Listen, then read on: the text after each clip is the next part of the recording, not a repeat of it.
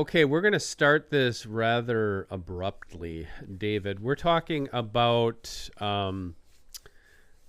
deer hunting in Texas. Okay. So when I say deer hunting in Texas, what is either your or what you would think the general consensus feeling about deer hunting in Texas? Well, I personally view it as like the Africa of the United States because I go down there for exotics I every shouldn't year. have asked it that way because you have that kind of insight. It's in the words of Dan Schmidt, it's a menagerie of wildlife. It is. But like if you're just an average person, like if you asked your dad or somebody off the street, say, tell me, what do you think Texas deer hunting is like? Well, everything's bigger there, right? So, Gosh, you're not taking the bait. wow, If you go off of social media, you're not leading the it's like, question well enough. oh, they're then. all behind high fences, and they're Oh. it's all behind high fences. It's Yeah, just yeah, they're just baiting down shooting there. deer in a and pen, right? It's not hunting. I had to do this before I introduced our guest. I had to do this today because I kind of knew this, but I didn't know the level of this. Okay, so can we agree that that is a common across the country shooting deer? Okay. Yeah. In Texas, there are 20,000 hunting ranches. Wow. So you say, oh, you just proved my point. 20,000. Of those 1,000, only 1,000 are high fence. Whoa. I would have guessed at least half. Right. Most people would. I've been there. You've been there. This gentleman, who is our guest today, he actually works in this, what we call industry. His name is Brian Dart. Brian, thank you. Welcome to Deer Talk Now. Thank you for joining us. I appreciate the invite. Thanks for having me. So Brian actually is, he grew up here in the upper Midwest. He moved down. He's a certified wildlife biologist. I'm holding up an article through a mutual friend of ours, Ted Nugent, sent me, that you wrote for the Lone Star Outdoor News. And this is a hot topic for this week especially. But you're dealing with, Brian, you work on deer ranches in Texas, and you're dealing with the chronic wasting disease fallout, which is coming from the state. But can you give us just a synopsis of what is the state of the state for chronic wasting disease in Texas whitetails right now? Just like anywhere else in the nation, it's kind of a doom and gloom situation. And so, if you do have chronic wasting disease found in deer on your property, the outlook is not good. If you find it in your captive herd, it's really not good. With no end in sight, there's no timelines, there's no way out. And so, typically in the past, the state has required you to euthanize all of those animals and then test them and to figure out what was there. The problem is the majority of those animals don't actually have the disease, and so you're killing all these animals for no reason whatsoever. And it's not always about the money and, oh, I'm losing all this money in deer and whatever else. It's about the animals, and that's where I come from. I'm about the whitetail deer. I'm about the science behind it, and that's what I'm here to protect as a biologist.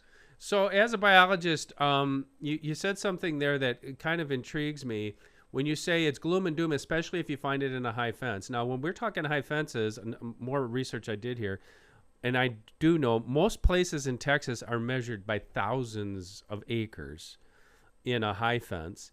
Is chronic wasting disease really, is it from because the state's going to kill them, or do you think that eventually it's going to infect all these deer and they're going to die? That's a very loaded question, and I could go a lot of directions with it.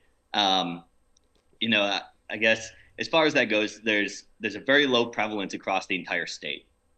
And within the individual ranches, whether they're high fence or low fence, those prevalence limits are very low as well. And so there's really not a whole lot out there, yet it still gets all of the spotlight because of the situation of CWD and what it's been made out to be across the entire nation. Not necessarily what it actually is, but what it's been made out to be. That I agree with you there. What it's made out to be is this boogeyman that's lurking that's going to kill all of our deer. We know that hasn't. We're talking about scientific research, the 50-year study in Wyoming, all these things saying that population decimation really isn't there unless you're talking about a very small specific region. But now we're talking about Texas, which is the mecca for whitetails in the United States. And here's an interesting thing, and I know, okay, the name of this article, you guys, we're going to put a link in the description below wherever you're listening to the podcast. It's called "Is Live Animal Testing Causing the Spread of CWD Cases, Especially in Texas?" So to bring you up to speed, Texas has come in, especially in what they call breeder situations, where people are breeding whitetails for either their ranch or other ranches in Texas. It's an enormous industry, a $2.6 billion industry, economic impact in Texas. But what they're doing is they're going in and live testing. I'm not going to, Brian, tell me what you have found out through the live testing and the correlation, because what we know is you guys, when I say you guys, Texas went from about 600 cases of CWD to 1,100 almost overnight total in all-time testing for chronic wasting disease. It's been a really interesting road. So unfortunately, one of the ranches that I work with had a deer test positive for CWD a couple of years ago now. And that kind of sparked the entire thing within inside me to try to figure out what's going on here. You know, a lot of places were just killing all the deer, finding out they didn't have a lot of those problems. But then they don't have any more deer, and they put their hands up. They were done, and I don't blame them. It's a lot of hoops to jump through, and it's a lot of financial pain. But coming from a different approach, I was a formerly worked with Wisconsin DNR and was a CWD technician in the southeast region, working in a bunch of the counties down there that had previous CWD. So I've got a little bit of CWD background. Came down here and had this problem presented to me. So what we ended up doing was my initial goal was to test all of the animals within a facility, within the breeder pens, to figure out where's the problem, what is the problem, how big is the problem. And so we utilized some new technology and some new approaches to this in hopes of finding out which animals are infected, which animals aren't, or which pens are infected and which pens aren't. And so we did some environmental testing. We put some plates in the feeders so that the deer would interact with them, get saliva on them, and then we'd swab those plates and send them off for testing. And then we tested every single deer in the pens with a saliva test, a fecal test. We just collected some fecal material from each individual animal, and then a tissue test as well, and then sent all that information in. And the results came back, and it looked like we had a bit of a problem, because a lot of those tests came back showing that the prions, the proteins that cause this disease, were prevalent across the entire set of pens. I thought, that's just not, it can't be. So kind of stepping back a little bit, I decided to do more testing, but in different sets of pens and in pastures as well, to figure out, what are we actually dealing with here? And the results came back that even places that didn't have chronic wasting disease were showing up that these prions were present in these feeders in low fence pastures, high fence pastures, other pens that didn't have CWD, which was a bit alarming initially, until we realized that maybe we're looking at the wrong thing. So we started doing some feed testing organic feeds. Alfalfa primarily was what we were looking at. And those feeds ended up, when we sent them off for testing, interfered with the testing we were doing. And so we started to have an aha moment of, well, maybe there's a bigger problem. So fast forward, I tracked down where our hay came from, and it comes from an endemic area out in West Texas. We removed that feed. We cleaned and disinfected all of our pens, the feeders, the water troughs, etc. Changed our feed to a different feed that did not interfere with the testing, and then retested all those animals at 2 weeks after they'd been eating this new feed, and the amount of prions dropped drastically. So to tie it back to the article, the initial deer that we had that tested positive was what they call antemortem tested. It's a live test that we can do utilizing follicles in the rectum or material from the tonsils as well. You sedate the animal. You have to have a vet come out, accredited vet, and then they take a little sample out of the rectum or off the tonsils. It's not a very glorious thing. I'm sure it's painful for the animal as well. They take that, they put it in a cassette, a little plastic thing. They send it off to the lab and they say, okay, well, it either has prions present or it doesn't. And so the goal with that is to mitigate any sort of risk associated with the disease. Does the disease at that point, is the disease present in the animal, more or less? And I say more or less because nothing's 100% correct. So this animal that had tested positive in our pens was not exposed to any other positive animal that we knew of at that point. And matter of fact, the day that I found out, we went back and we put down every other trace in animal that we had at that point. One, to free up other ranches, because if we have an animal that came from them and it's not tested, then they're locked down. It's kind of if we're locked down, we got something from you, now you're locked down. So it's a trace out spider web, really. We put down a bunch of those animals. Well, I had one other animal come back positive. He was also born in my pens and not exposed to any other positive animals. So now I have two animals that were not exposed to any other animals that were positive, that were born in my pens, that now all of a sudden died. The first one died and was positive, and now I have a second one that died that was positive. And so we started to correlate some of these pieces of data. Those two deer were together in the same pen when they were ante-mortem tested, as were a bunch of other bucks. And so then my concern turned to, well, if these two deer were positive now, what other animals do I have that are positive? And so fast forward to today, we've had a little over a dozen different deer test positive, and I can follow from the very first deer to the very last one the exposure because of ante-mortem testing. And so we didn't know that was the case. And so we actually ante-mortem tested the entire buck pen a second time and had put more deer into that pen at that point. And at this point, that pen is empty because they've all tested positive. So to correlate it all together, we're not the only ranch that's dealt with that. And so in talking to some of these other ranch owners and other people that manage these other places, they had deer that tested positive after they died that were not exposed to any other animals either. And so we started thinking, well, there's got to be some commonality here that's causing something like this. And so I sat down and started thinking about it and put together this article after, I've read thousands of CWD research papers, over the last 10 years probably. I've been in CWD in Wisconsin since it started, growing up there, and then working for the state a couple of years in CWD. And so put all that together along with, some of the common sense approach, which is lacking, unfortunately, a little bit these days. And came up with this article, and I'd written it kind of I was just frustrated with everything at this point, and I put a bunch of thoughts down, and it turned out to be a very nice article that correlates all those pieces together. And I also tied that article to another study that had been done. They'd taken a bunch of mice in a laboratory setting, and they took a needle and they scratched the tongues on half of those mice. The other half they didn't do anything to. Then they gave all of those mice CWD material. The half that had their tongues scratched, the oral lesions they call it, all tested positive. 100% of those animals tested positive. The other half, the other 100% of those did not. And so that's a pretty black and white idea of, okay, well, you can see where there might be an issue here. Now, correlate that back to deer where, we actually, we're not looking at mice, we're looking at deer.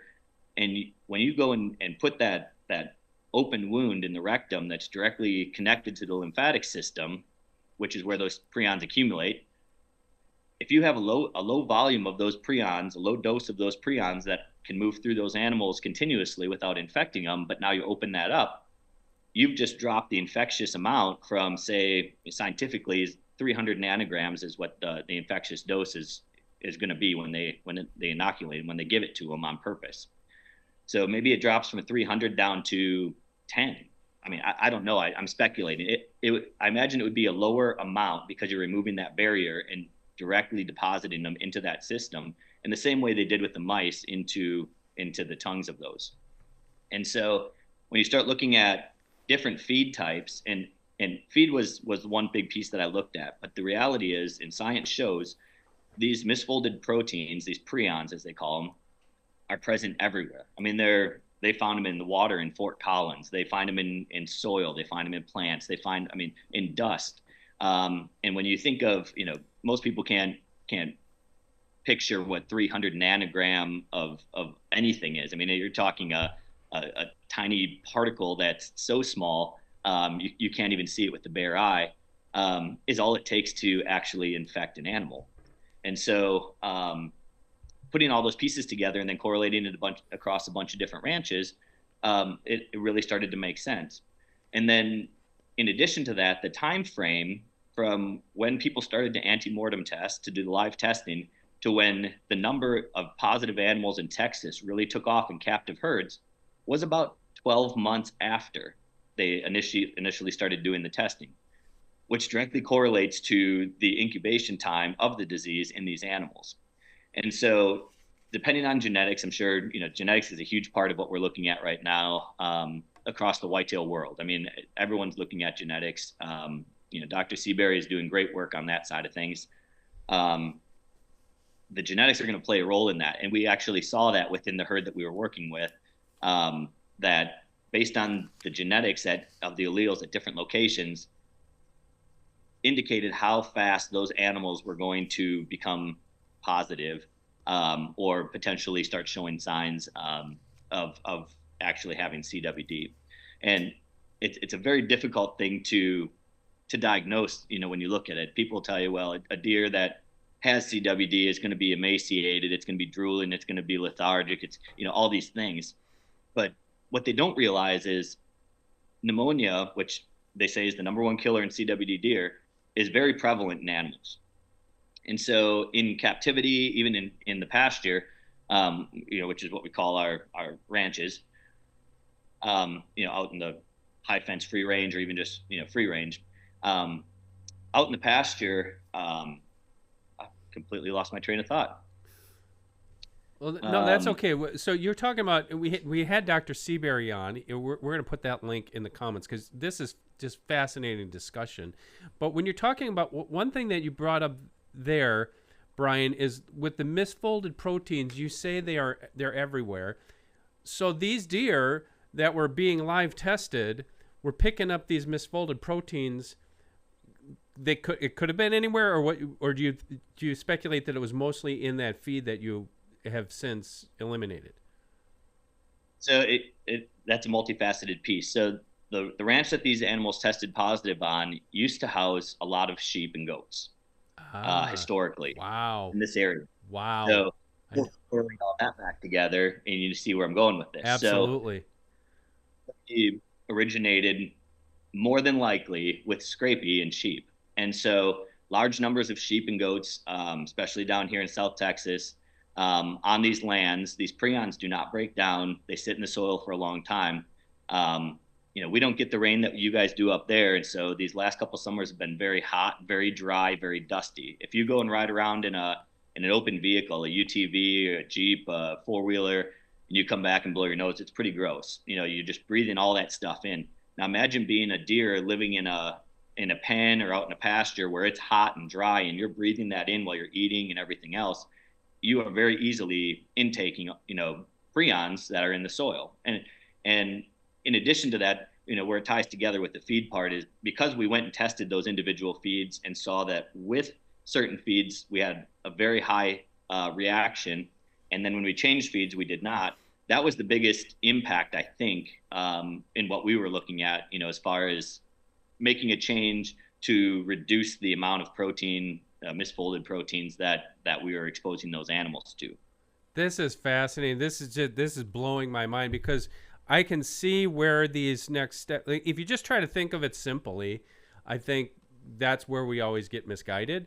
Because like thinking, oh, it was the food. Well, could have it been, the food on the ground, and like you said, the deer might be inhaling more particles per million based off of what they're eating. Who knows?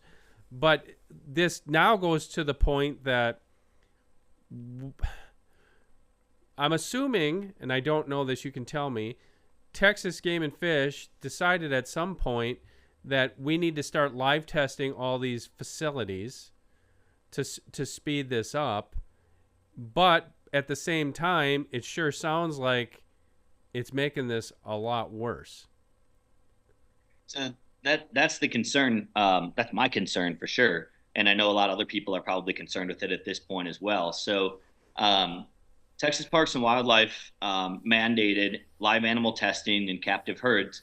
If you want to move deer from your ranch to another ranch, so if you want to sell some deer to somebody to stock their ranch or to another facility, or simply even to turn them from one side of the fence to the other. So if I want to turn an animal out from my pens out to my pasture, which it's separated by a 16th of an inch fence, I have to live animal test that, wait for the results to come back before I can turn it out.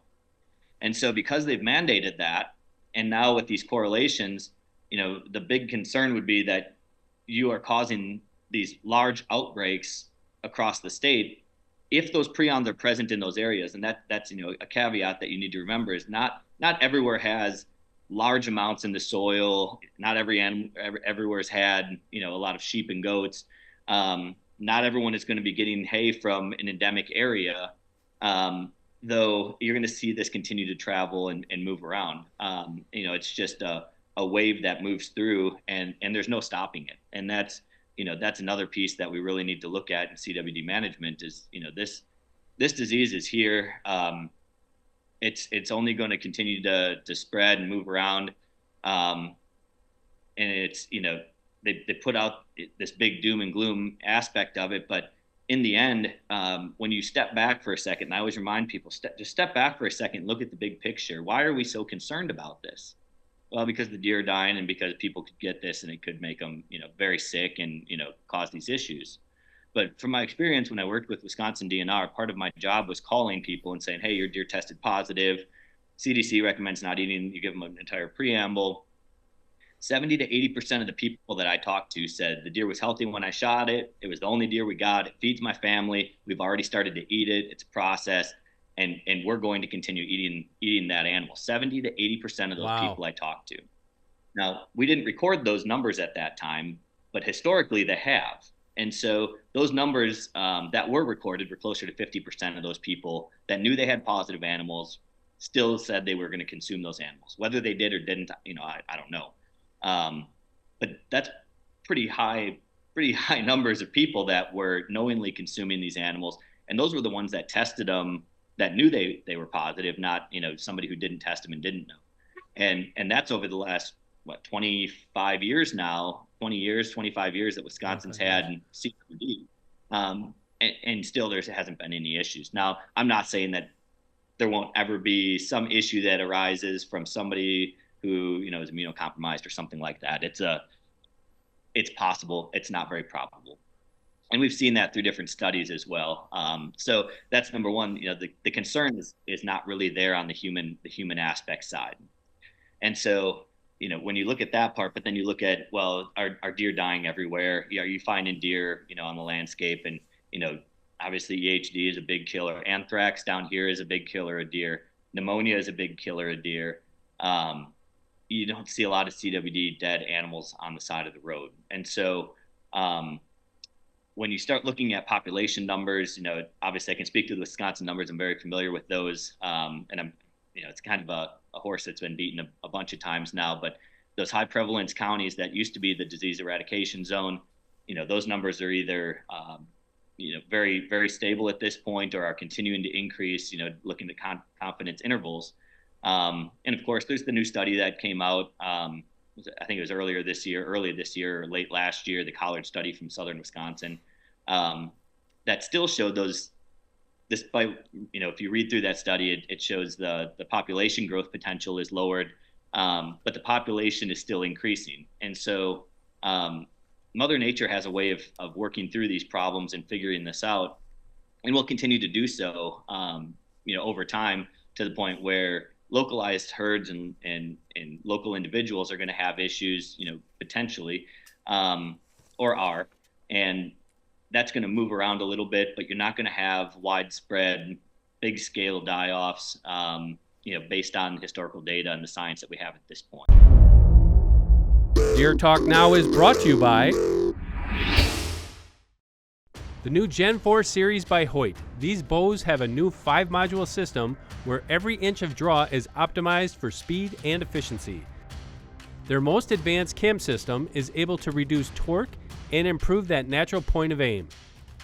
To check out the Carbon RX9, the Alpha AX2, and the rest of the Gen 4 bows, log on to Hoyt.com.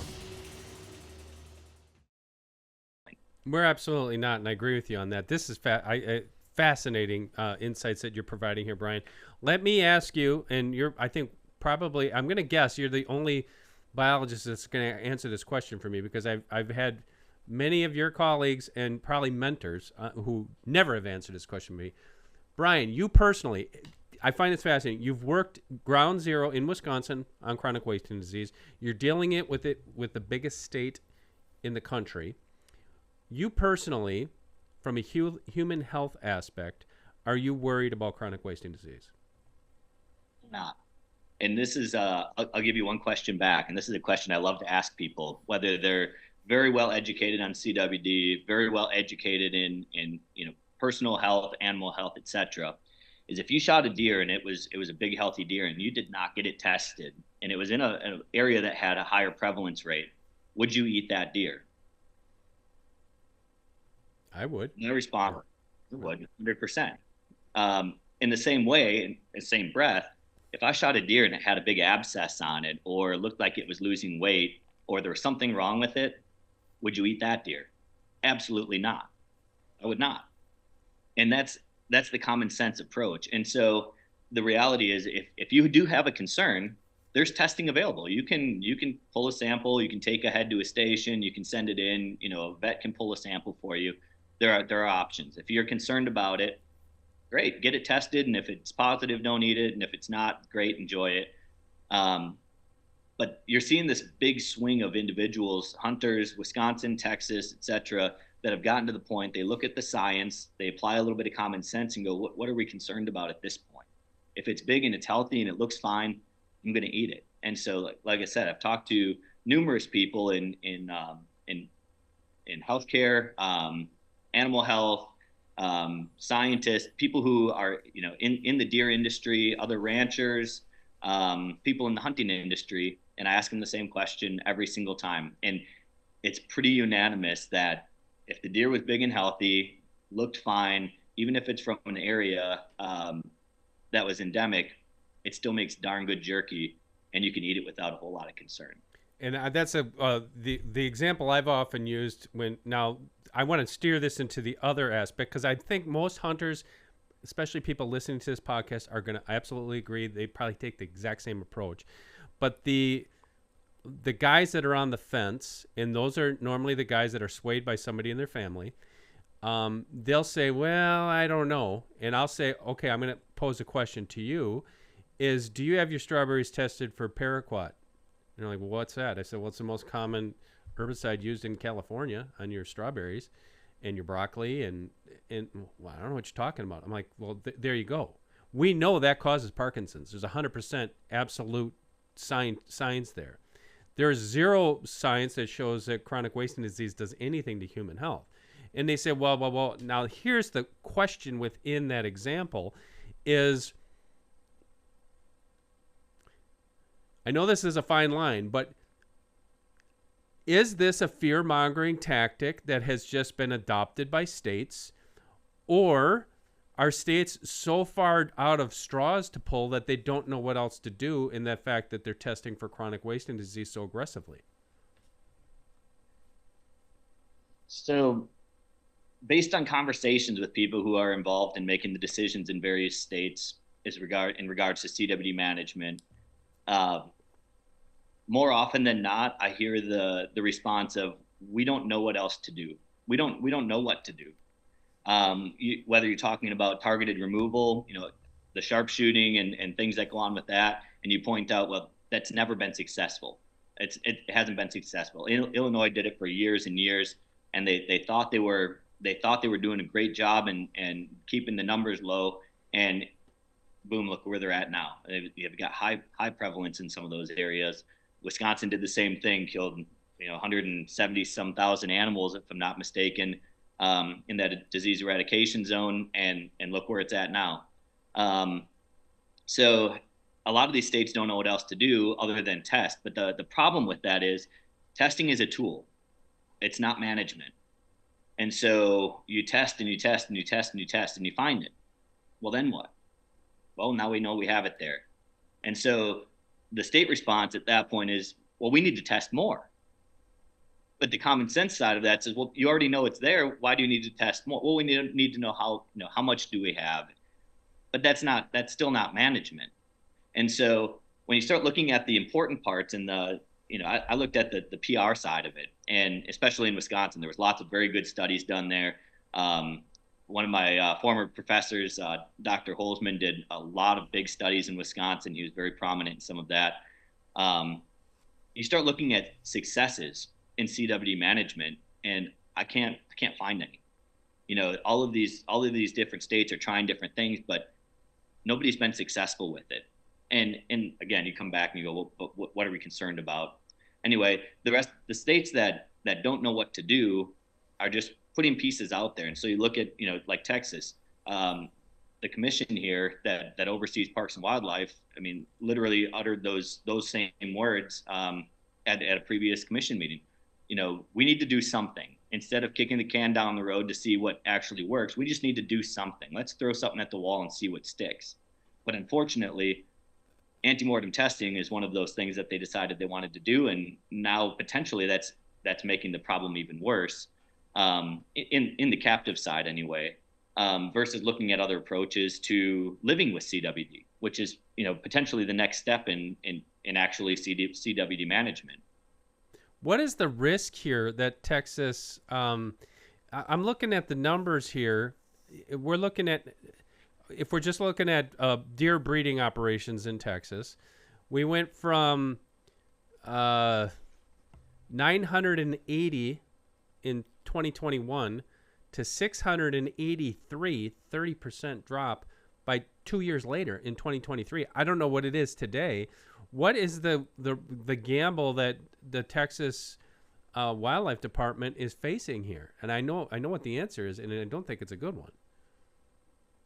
No, it's not a good one. It's numbers are dropping substantially in deer breeders because of the fact that a lot of people either don't want to deal with the regulations, over-regulation of having a captive herd, the cost associated with it. The testing is expensive, and when you have to test every single mortality, you have to antemortem test. You're not breeding deer to keep them in your pens. We breed deer in our pens to enhance our genetics in our pasture. We don't sell much as far as any of that goes, and it comes back to my roots of being from Wisconsin, and high fences are a bad thing, and deer breeders are a bad thing. And now here I am, 20 years later, doing exactly that. But I'm able to enhance the genetics in our pasture and keep those deer wild. You talk about, as you alluded to at the beginning, hunting, shooting fish in a barrel, and high fence hunting. You've got a 1,500 acre ranch, and you're trying to hunt a specific deer. You're more than welcome to come and try to hunt that Absolutely. one specific deer, but it's going to take you some time unless you're a very avid hunter, get really darn lucky. And so, my goal here has always been to release deer at 1 year old and acclimate them to what deer are supposed to be doing. They're not pen deer, they're not barrel lickers, as we call them. They're going to be very wild animals. But as far as these regulations go, it's continuing to drive breeders out of the industry at rapid rates. And so if they do have a positive that shows up in the pen because of the excessive amount of testing, a lot of them are just putting their hands up and saying, I can't deal with this. And they're just going to have to kill all their animals. And then they test them on top of that to figure out what they did have in there or what they didn't have in there.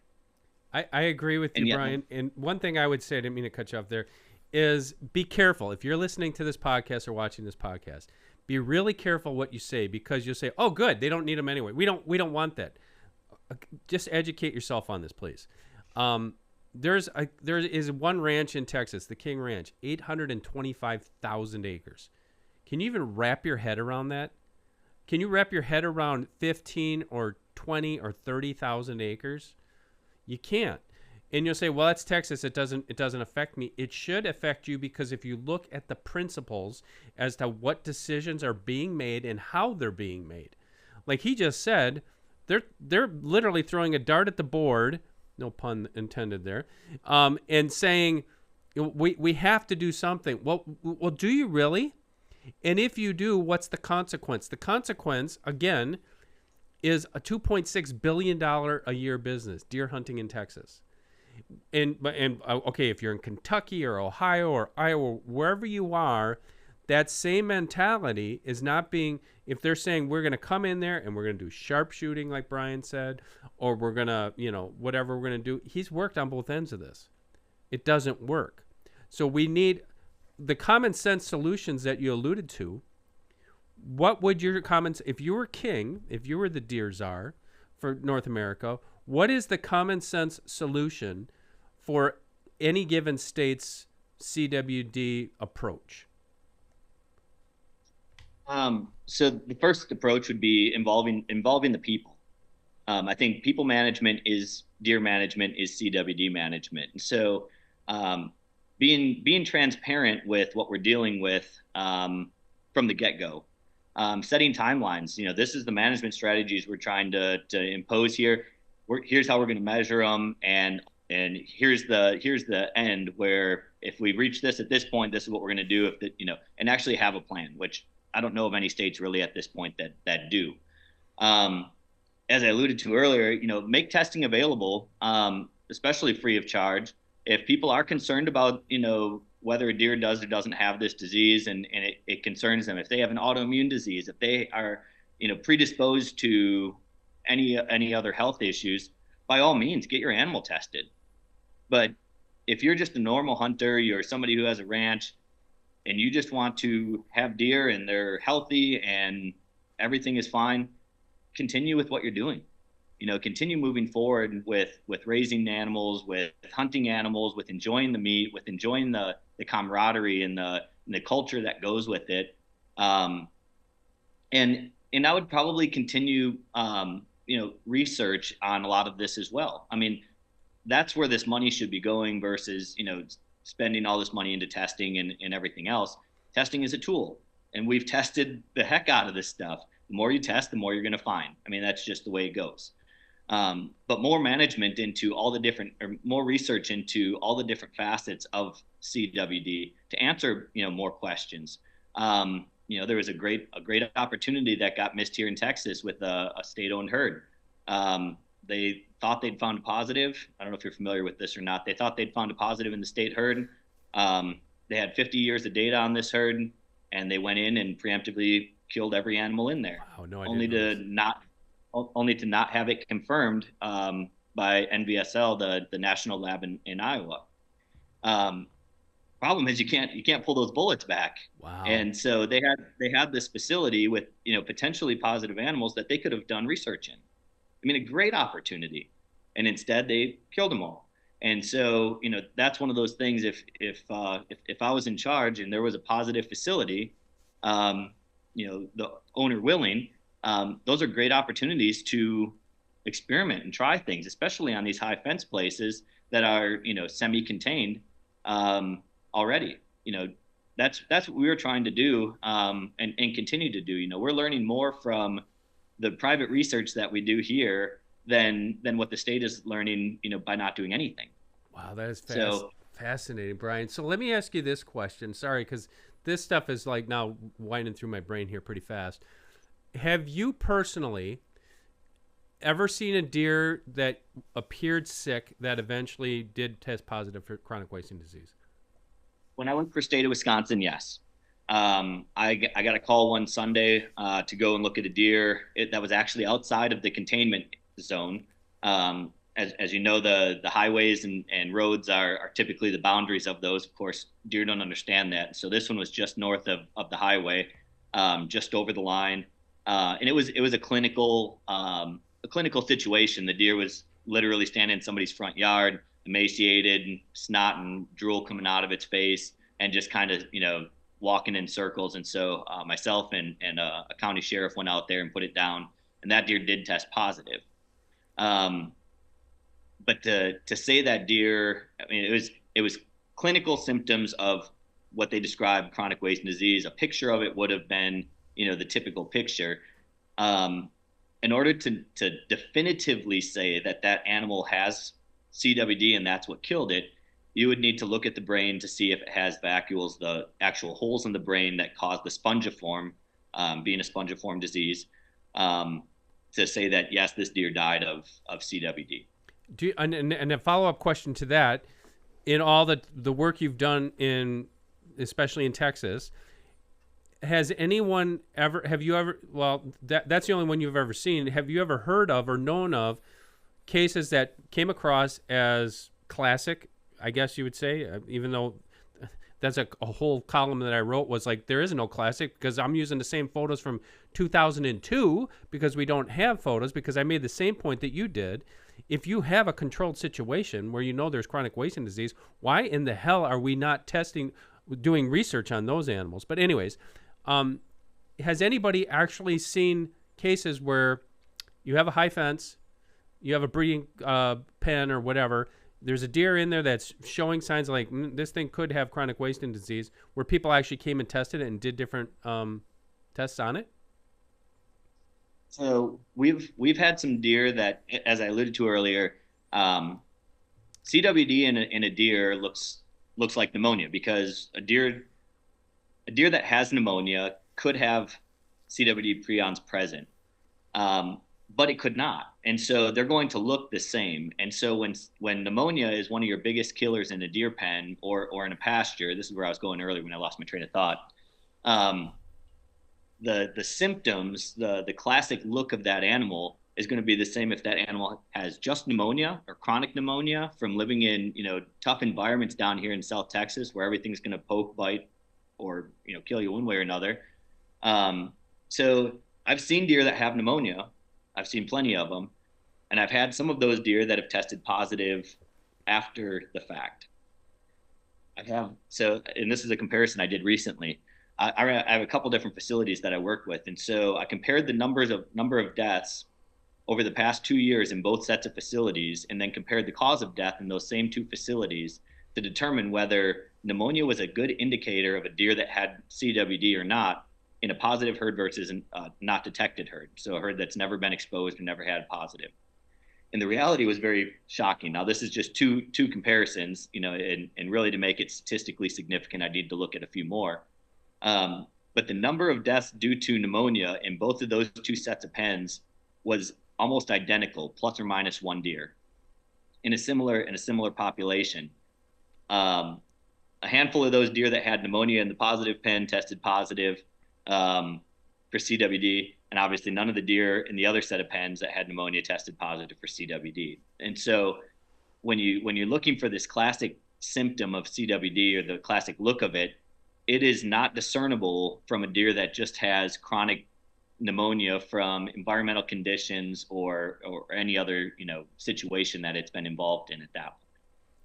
So I cannot definitively look at a deer and tell you that deer has CWD, that deer doesn't, right, because there's no way to tell. And it's the number one misconception of that is this deer has chronic wasting disease. It has to look at it, and then it just tests. You open it up and its lungs are horrible looking. They're just packed full of junk, and then it tests not detected. And you're like, well, no, it's just clinical pneumonia.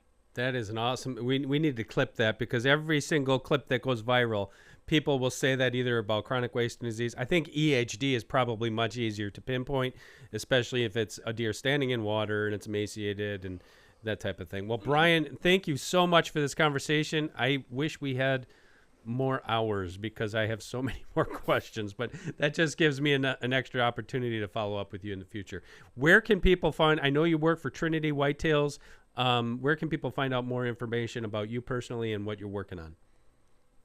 You can contact me through social media. My Instagram is bdart82. I'm on LinkedIn. I have Facebook, but that's typically a more private setting. I don't correspond a lot through that. Bless your heart on that. Yeah. And whatnot. But I do quite a bit on social media. And that's probably the easiest way to get a hold of me. to ask, other questions, or, they can get in contact with me. Through social media is All probably right, the easiest. perfect. Again, his name is Brian Dart. Check out this article. We're going to link to it from the Lone Star Outdoor News. This is what we've been talking about. It's just fascinating information. Brian, thank you so much for joining us. Of course. Thank you for having me. Appreciate it. Okay, for Brian Dart, I am Dan Schmidt. Please just like and subscribe to this podcast wherever you're listening to it or watching it. Again, the videos are on our YouTube page. It's YouTube.com/DDH Online. For Brian Dart and David Gillane, I am Dan Schmidt. Catch us next week, Thursday, for another brand new episode of Deer Talk Now. The Deer Talk Now podcast is brought to you by Mossberg, Wildlife Research Center, Traditions Firearms, Outdoor Edge Knives, Hoyt Archery, and 10 Point Crossbows.